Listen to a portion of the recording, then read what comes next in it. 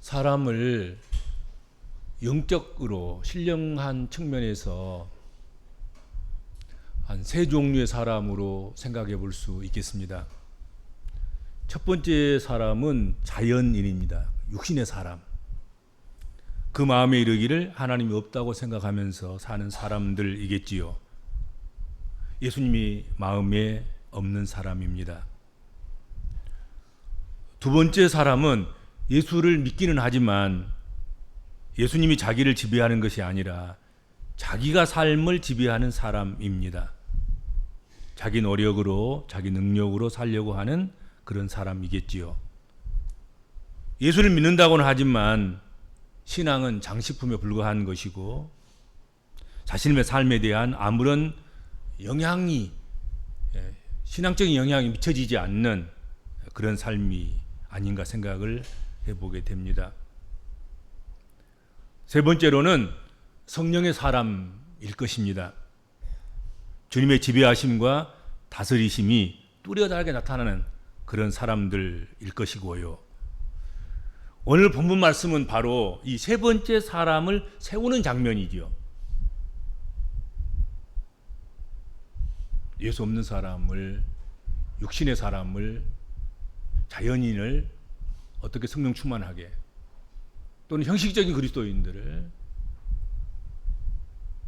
자신을 예수 앞에 굴복시키지 못하고 오히려 자신이 예수를 이용하는 그런 삶을 살아가는 형식적인 그리스도인들을 어떻게 하면 예수 앞에 굴복시켜서 예수가 다스리는 그런 사람을 세우는가 만드는가, 바로 성령 충만을 통해서 그렇게 성령의 사람들을 세우는 그런 장면이 오늘 본문에 나온다 하는 것입니다. 당시 오늘 본문 말씀의 그 배경을 가진 그 당시의 기독교 공동체,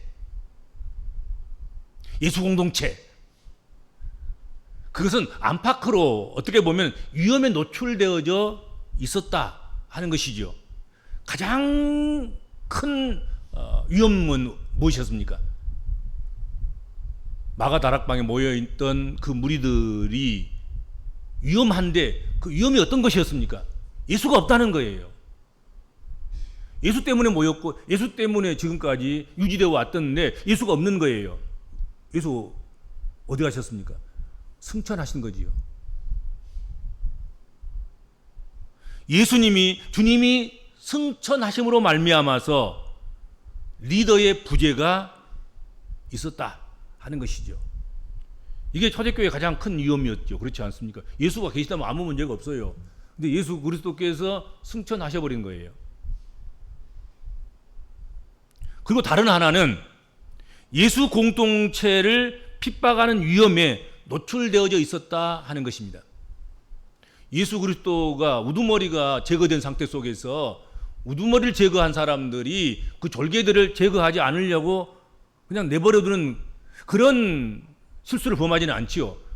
우두머리 제거했을 때 그냥 다 밑에까지 제거를 해야 되겠다 그렇게 생각을 했겠지요.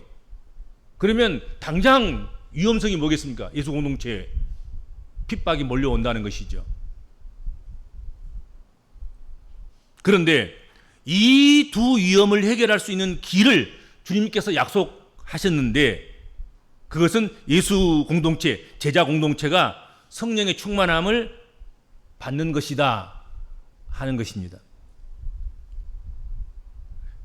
이렇게 약속된 성령이 오순절에 임하셨는데 그것을 오늘 본문 말씀이 소개하고 있습니다.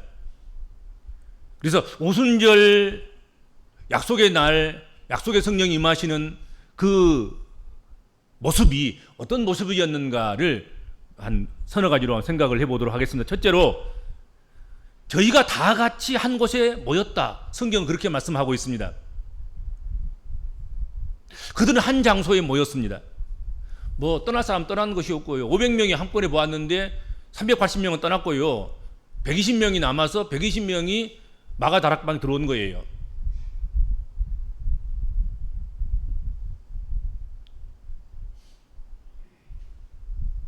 예수님께서 땅 위에 계실 때에는 제자들은 땅의 걸 생각했어요. 예수 왕, 유대인의 왕, 우리의 먹고 마시는 것을 해결해 줄 수 있는 왕, 예수가 왕이 되시면 나는 좌편에 너는 우편에, 그런 생각들을 했습니다. 그런데 예수님께서 승천하시자 제자들은 위를 바라보게 됐습니다. 올라가신 그곳을 바라보게 되었다 하는 것입니다. 하늘의 소망을 두게 되었습니다. 그들은 오순절이 가까워지자 40일, 부활하신 40일 만에 예수께서 승천하셨고, 승천하신 지 바로 그 순간에 주의 명령을 받아서 오순절 다락방으로 들어갔고, 그 40일 이후에 10일간 간절히 기도함으로 말미암아서 그곳에 성령이 임하셨다 하는 것이죠. 그들이 한 곳에 모인 곳, 그곳은 우리가 그냥 대충 이야기하는 것으로 마가의 다락방이 아닐까, 마가의 다락방 이렇게 우리가 이야기를 하지요. 그들은 마가의 다락방에 들어간 그들은, 이 120문도들은 아까 두 번째 위험이 뭐라고 그랬습니까? 핍박의 위험이라고 그랬잖아요.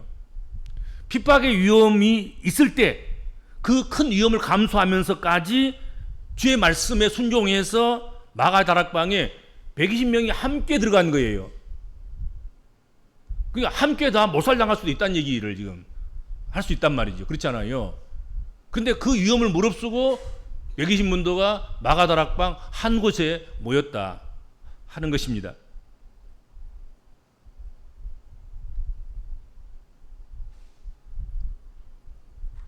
그것은 그 큰 위험을 감수하면서라도 주님의 말씀에 순종해서 마가 다락방에 모였다 하는 거지요. 말할 것도 없이 주의 말씀에 순종해야 역사가 일어나는 것입니다. 모일 때 역사가 일어나는 것이죠. 그렇죠? 다 같이 마가 다락방에 모여서 무엇을 했습니까? 우리가 지난 시간에 보았던 것처럼 기도했습니다. 그들은 찬송했을 것입니다. 그들은 말씀을 들었을 것입니다. 그들이 한 곳에 모여서 기도했을 때 하나님의 놀라운 역사를 기대하고 기다리면서 찬송하고 찬송도 했을 때, 그리고 그들이 하나님의 능력의 말씀을 귀를 기울이고 듣고 또 듣고 있을 때, 그들은 마침내 성령 강림의 기적을 경험하게 되었다 하는 것입니다. 이게 부정적인 소리 들으면 계속해서 부정적인 그런 결과밖에 초래되지 않지요.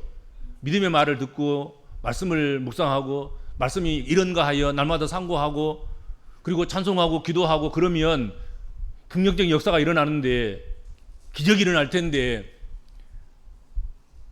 그렇지 않으면 기적도 없는 것이죠. 한 곳에 모이고 뜻을 하나로 해서 기도하고 귀를 기울여서 하나님 말씀을 들을 때 기적을 이루어내는 것입니다. 교회는 이처럼 다툼을 몰아내고 다른 생각을 품지 않고 하나가 되어야 기적을 만들어내게 되는 것이다 하는 것이죠. 그렇죠. 한 곳이 모이는 거예요. 위험함에도 불구하고 한 두 사람이 떨어서 숨어서 지금 어디 산속에서 어디 굴 속에서 지금 그래야 안전할 텐데, 이들이 지금 드러내놓고 우리 죽이려면 죽이시옵소서 그러면서 지금 한 곳에 마가 다락방에서 120명이 다 모였다 이 말이죠. 그렇잖아요. 이곳 한 곳만 포위하고 공격하면 그리스도교가 소멸되는 거예요. 예수교가 없어진 거란 말이죠. 초대교회가 세워지지 않는 거란 말이죠. 그럼에도 불구하고 그 위험성을 감내하고 하나님 말씀에 따라서, 주님의 말씀에 따라서 한 곳에서 모여서 전적으로 기도했을 때 성령이 역사하셨다, 성령이 강림하셨다 하는 것입니다. 그 다음에 두 번째로 생각할 것은 오순절이 이미 이름에 호련히 하늘로부터 성령이 임하셨다 말씀하셨습니다. 약속하신 성령 강림은 예수님께서 승천하신 지 열흘째 되던 날이었습니다. 그리고 이 날은 예수님께서 부활하신 지 50일째다는 오순절 날이었다 하는 것이죠. 하나님은 오순절에 공물을 추수하고 지켰던 절기에 영적 추수의 시기가 되었기에 그날에 성령이 임하시게 하셨다. 성령을 부어주셨다 하는 것입니다. 이미 때가 이름에, 이미 이르렀단 말은 가득 채워졌다는 뜻이고요, 성취가 되었다는 뜻이고 완성되었다 그런 뜻이기도 합니다. 다시 말하면 오순절은 하나님의 시간, 하나님의 시간인 카이로스가 하나님의 언약에 성취하는 때가 바로 되었다, 다 되었다, 그 시간이 되었기에 성령께서 임하신 것이다 하는 것이죠. 때가 이르러야 되는 것 같아요. 보니까 모든 것은 때가 이르러야 된다. 때가 이르지 않으면 안 되는 거죠. 그렇죠? 부활하신 10일 만에 또는 부활하신 20일 만에 부활하신 40일 만에 예수가 승천하서 곧바로 아니었단 말이죠. 41일, 42일, 43일, 45일, 46일, 47일, 48일, 49일, 50일이 다 되고 때가 이름에, 오순절이 이름에 그 시간이 되었을 때 성령께서 그곳에 임하셨다 하는 것입니다. 오순절은 우리가 잘 아는 것처럼 유대인들의 3대 절기이지요. 그 3대 절기 중에 시기적으로 사람이 가장 많이 모일 수 있었던 절기가 사실 오순절이었습니다. 국내에 사는 모든 사람들이 운집할 수 있는 그런 기회였지요. 그러므로 어떻게 보면은 전도를 위해서는, 복음 전파를 위해서는, 선교를 위해서는 가장 좋은 시기가 아니었던가 생각이 됩니다. 그러니까 성령 강림의 목적은 어떻게 보면 개인에게 유한을 주고 개인에게 영광을 주고 개인에게 어떤 문제를 해결해 주고 그것보다 더 전도, 즉 구속사업, 구원사역, 선교사역, 이것을 목적으로 하고 있었다 하는 것이지요. 성령은 오순절이 이미 이름에 전혀 예상하지 않았던 그때에, 그래서 오늘 본문에 보면 호련이란 말이 사용되고 있습니다. 호련히 하늘로부터 성령이 강림하셨다. 마가의 다락방의 제자들에게 성령이 임한 현장에서도 또 이 말씀이 쓰여진 곳이 어디냐면 다메섹 도상에서 사울에게 임하셔서 회심케 한 그 사건에도 호련히 빛이 비쳤다는 거예요. 호련히 성령 역사한 거예요. 호련히 사울에게 바울이 되게 하는 그런 성령 역사, 부활하신 주님을 만나는 역사, 호련히 나타나게 된 거예요. 호련히 임하게 된 거란 말이죠.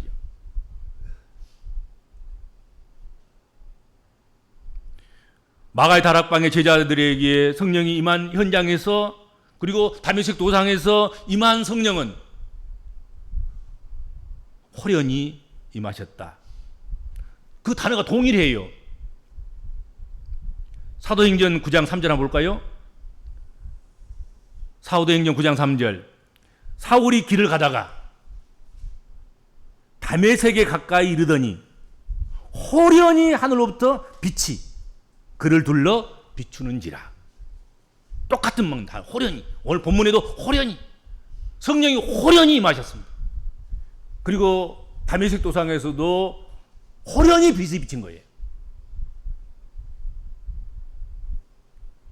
하나님의 역사, 성령의 역사하심은 인간이 원하는 시간이나 인간의 원하는 방법이 아니라 철저하게 하나님이 원하시는 시간, 하나님이 원하시는 방법, 호련히 이루어진다 하는 것입니다. 어떤 사람들은 자기가 성령의 주인인 것처럼 막 성령을 부리려고 하는 거죠. 내 시간에 오셔야 됩니다. 내 방법대로 하셔야 됩니다. 자기가 주인이고 주님이고. 근데 그렇지 않다는 거지. 절대.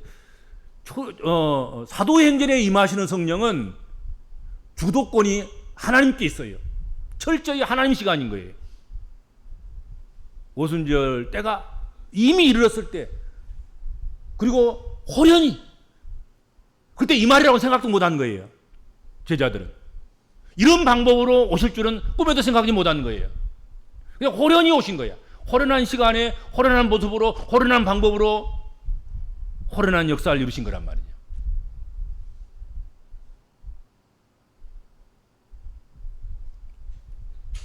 호련히 임한 성령의 역사는 세 가지 표징이 있었습니다.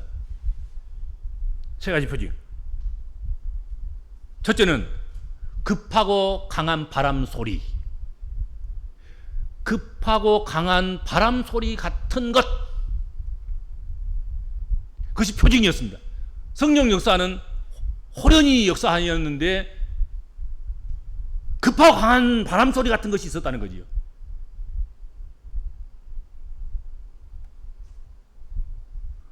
그것도 다락방에 사람들이 밀집해 있는 무덥고 더웠고 습한 그곳에 전혀 새로운 신선한 급하고 강한 바람 같은 소리가 나타나게 됐다. 그것이 첫 번째 표징이었습니다. 두 번째는 불의 혀같이 갈라지는 것이 있었다. 불의 혀 같은 것이, 그러니까 마치 호렙산의 떨기난 불꽃 가운데서 하나님께서 음성으로 모세에게 말씀하셨던 것처럼 불이 붙었으나 나무가 타지 않았다 그랬잖아요. 오늘 성경에도 마찬가지, 오늘 본문에도 불의 혀 같은 것이 촥 임한 거예요. 근데 사람이 되지 않는 거지요. 뜨겁다고 하지 않는 거지요. 불의 혀 같은 것이 내려왔는데 각각 한 사람 한 사람이 갈라져서 각각 한 사람 한 사람에게 들어갔다는 거예요. 성령 역사가. 그것이 두 번째 특징이었습니다. 그리고 세 번째 표징은 다른 언어의 말, 다른 발음으로 다른 발성기관에서 나오는 것과 같은 다른 언어가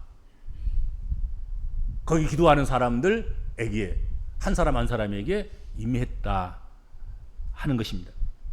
방언을 이야기했다는 얘기예요.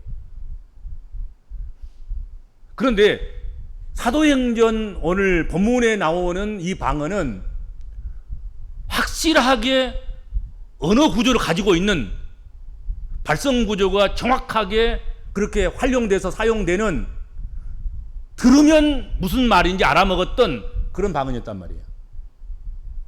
그렇죠? 방언하는 사람들이 방언했을 때 불의 혀 같은 게 갈라져서 각 사람에게 임하여서 한 사람에게 들어가서 그들이 다른 언어로 방언을 말할 때 그 방언은 듣는 사람이, 노마 사람은 노마어로 들었고 그 주변에 있는 사람들은 그 주변의 말로 들었고 그렇게 됐다 하는 것이죠. 그 특징이죠.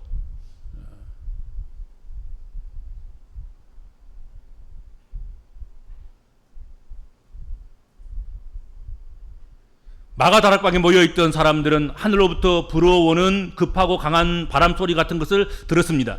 그들이 모여있던 마가다락방에 그 소리가 가득했고 그 소리를 다 들었습니다. 이는 성령이 그곳에 임한 표적이었으며 증거였습니다. 그들은 불이 임하는 것을 보았고 성령이 말하게 하심을 따라서 방언했고 방언하는 걸 다 목격했고 들었고 보았고 그랬다는 것이죠. 그런 역사가 있었다. 확실하게 변화되는 이 세 가지 표징을 통해서 성령이 이렇게 임하신 거란 말이죠. 그렇죠. 성령이 모르게 임하시지는 않는다. 알게, 누구든지 느끼게, 깨닫게, 보게, 듣게, 사로잡혀서 그렇게 되도록 그렇게 성령이 임하셨다. 그 말씀을 하고 있습니다. 그리고 오늘 본문 말씀 보면 성령께서 임하셨을 때 각 사람 위에 하나씩 임하여 있더니 그렇게 되어 있습니다. 각 사람 위에 하나씩 임하여 있더니 그들이 다 성령의 충만함을 받고 성령이 말하가심을 따라서 다른 언어들로 말하기를 시작하니라. 그렇게 성경 기록하고 있습니다. 오늘 본문은 성령이 처음 사람들에게 내렸을 때 각 사람 위에 하나씩 임했다고 증언합니다.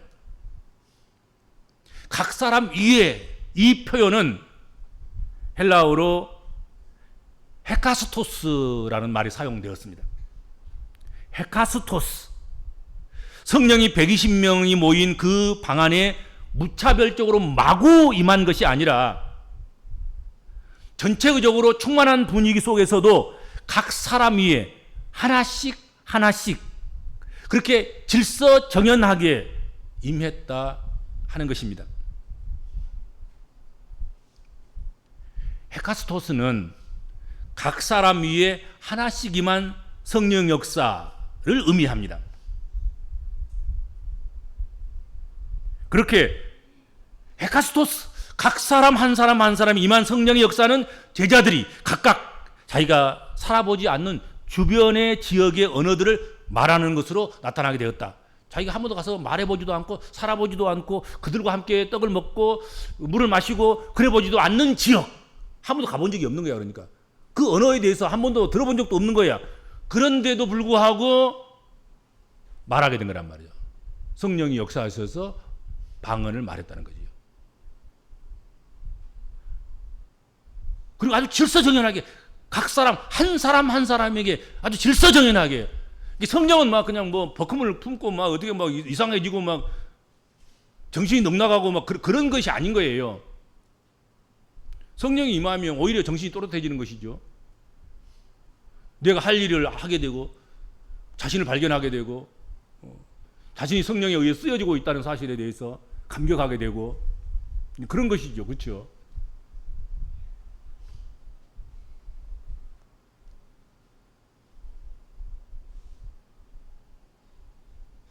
성령의 충만함을 통해서 제자들이 발견한 것은 자신의 삶의 자리가 얼마나 중요한 것인지를 알게 되었다 하는 것입니다.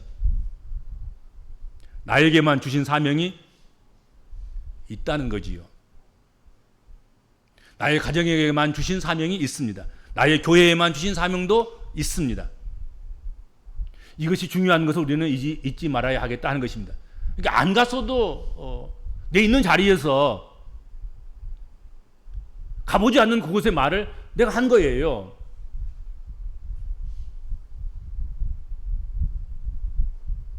꼭 먼 데까지 가야 할 필요도 없는 것이죠.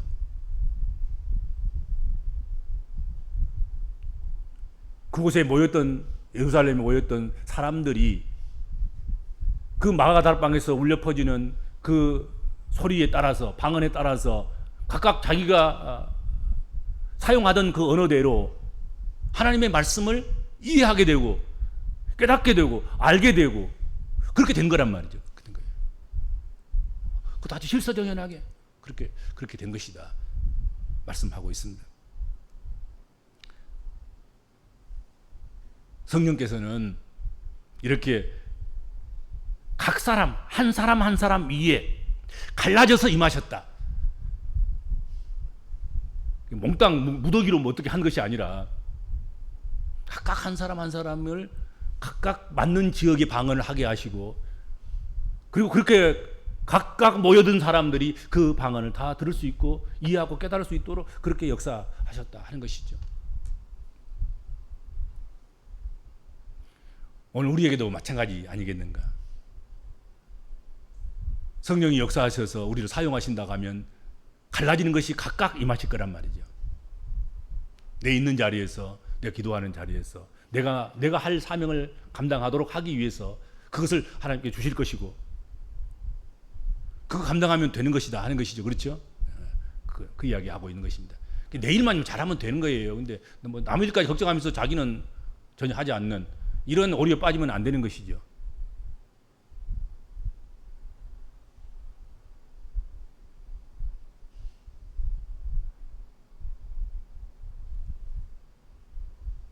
각 사람 위에 하나씩 임하셨던 그 성령의 역사.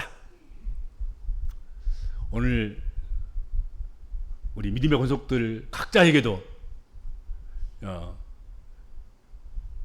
불의 허 같은 것이 갈라져서 한 사람 한 사람에게 이렇게 임하셔서 내가 못하는 것이 아니라 내가 잘할 수 있는 것, 내 구강 구조로, 내 언어 구조로, 내 발성 구조로 할 수 있는 것, 그것 하나님께서 하시도록 그렇게 하신 거란 말이지, 그렇죠? 우리에게 각각 임하셔서 우리가 할 수 있는 것, 우리가 잘해낼 수 있는 것, 우리가 감당할 수 있는 것, 그것을 하실 수 있도록 이렇게 은혜 주시길 바랍니다. 주님 감사합니다. 여러 위협과 여러 위험 가운데서도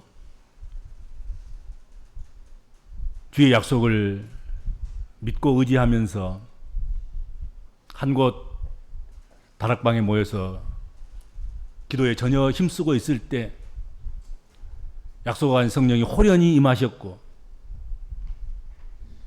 여러 표정으로 확증해 주셨습니다. 위험을 먼저, 어려움을 먼저, 힘든 것을 먼저, 고통스러운 것을 먼저, 거기에 사로잡혀서 아무것도 하지 못하는 그런 저희들 되지 않게 하여 주시고, 위험 속에서도, 어려움 속에서도, 환난 속에서도, 핍박 가운데서도 다 죽을 수밖에 없는 그런 극단적인 환경 속에서도 모이기를 힘썼고 마땅히 감당해야 될 그런 하나님의 자녀들로서 해야 될 일들을 감당하고 있었을 때 그곳에 호련하게 성령께서 임하셔서 그래서 교회가 시작되고 그래서 복음이 증거되고 그래서 사도행전이 계속해서 써내려져 갈 수 있는 그런 역사가 이루어졌습니다. 오늘도 저희가 모든 환경과 모든 조건들을 다 버리고 주를 사모하는 마음으로 주의 전에 찾아 나와서 주께 예배하오니 우리 예배를 받아주시고 각각 한 사람 한 사람 위에 불의 혀 같은 것이 갈라져서 한 사람 한 사람에게 임하셔서 저희들이 쓸모있는 사람으로 각각 하나님께 쓰여지는 사람으로 세워지는 귀한 시간 되게 하여 주옵소서. 예수님의 이름으로 간절히 기도하옵나이다. 아멘.